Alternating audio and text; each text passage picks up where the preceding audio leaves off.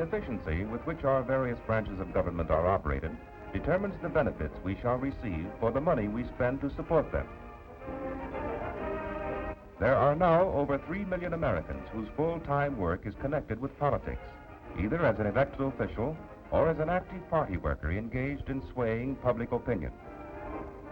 Democratic government is the only form of government that gives citizens an opportunity both of choosing and of holding responsible those charged with its administration.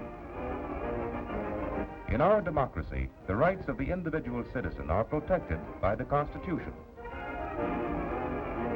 The Bill of Rights, including freedom of speech, freedom of religion, and right of assembly, is our guarantee against oppressive government and unjust laws. The early struggle for the ratification of the Constitution gave rise to the first American political parties. Ever since this early period, parties have played a major role in the life of our nation. A political party structure can be compared to a pyramid, the national leader forming the peak, and state, county, and city organizations spreading out to form the base. Working within any political party are members with conflicting ideas and desires. This factor creates active competition, affecting individual communities and our nation as a whole. To function properly, each group must have freedom to compete with others. Only then can our government remain free. Our duty and our concern is to keep these groups in balance, never to permit one group to get out of hand at the expense of others. At election time, products and political candidates have one thing in common.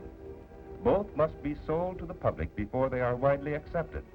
To do this requires the expenditure of large sums of money.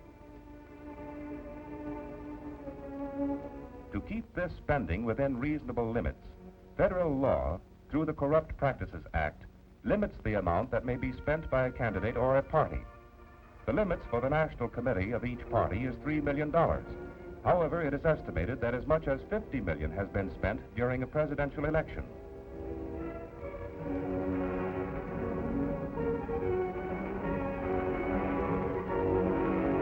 Candidates and party groups get around these limitations by operating through trustees and this advertisement paid by Friends Committees, who are supposed to be volunteer groups acting independently. An unattached candidate with no party affiliations has very little chance of gaining sufficient backing to be elected. The small amount of funds he can raise personally does not permit a campaign of any consequence. Candidates with better connections, especially the incumbents, have received donations from business groups, banks, and insurance companies, and many other industrial and commercial sources in exchange for favorable legislation. Even larger donations may be procured by unscrupulous candidates from the underworld for protective laws and legislation. Crime and the underworld are united into a powerful international crime syndicate said to be controlled by the mafia.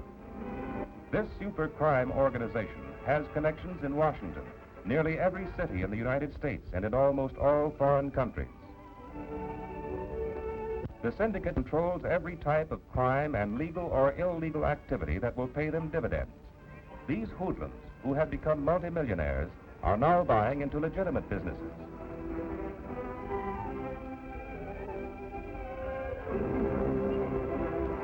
They own chains of hotels and clothing stores, vast holdings of real estate, a steamship line, motion picture studios and theaters, gasoline stations, taxi companies, bus lines, and controlling interests in many railroads. With all this at stake, it is quite apparent why the syndicate will expend so much time and money to elect the men who will best further their private interests. In any profession or trade other than politics, a person must have a college degree or specialized training before engaging in his chosen work. Fortunately, many candidates are well qualified to hold the offices they seek, but others have only their political connections to recommend them.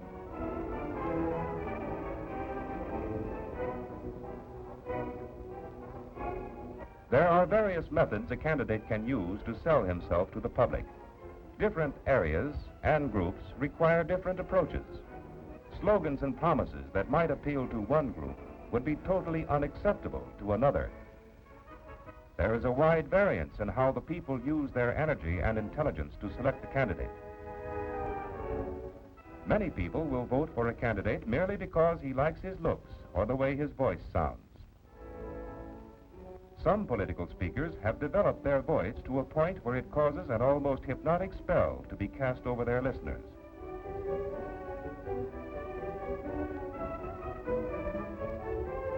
Hitler influenced millions with the hypnotic, hysterical quality of his voice.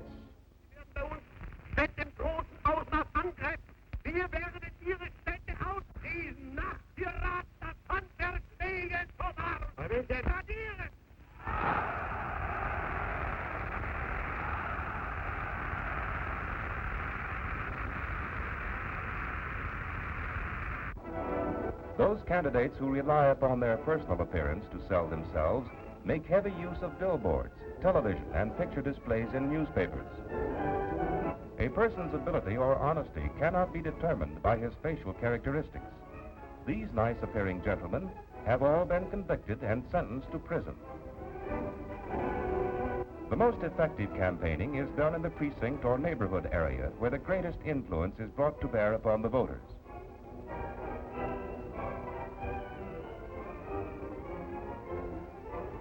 In a machine-controlled precinct, the precinct captain may very often owe his livelihood to a machine-sponsored job. To retain this job, he is expected to turn out a favorable vote.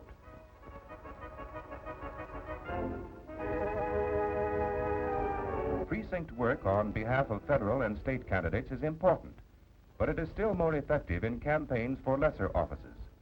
In the usually less spectacular local campaign, the voter is more easily influenced. An efficient precinct organization keeps an up-to-date card file of all the voters within its area. Such facts as the voters' party affiliations, church group, and fraternal or union connections are carefully evaluated. From this information, a plan of persuasion is mapped out. If the voter is a lodge member, a fellow lodge member may drop in, or a fellow union member may be assigned to him.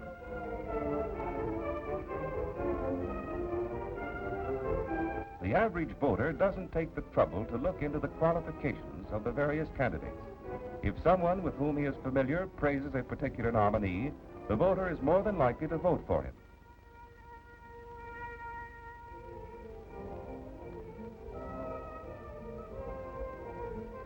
Another duty of the machine worker is to get the favorable vote out on election day. By checking the polling place register during the course of the day, he can determine who has voted and who has not.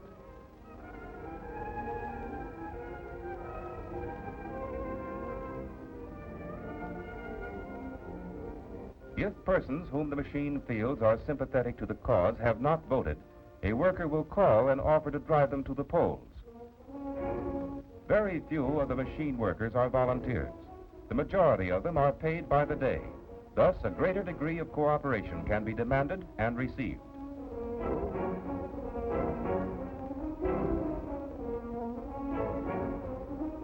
Even in hotly contested presidential elections, only about half of the voting-age citizens take the trouble to mark their ballot.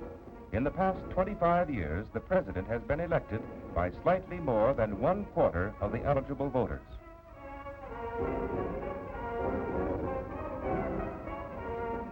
In the less spectacular local elections, as few as 1/10 of the voters determine who shall run our lesser areas of government.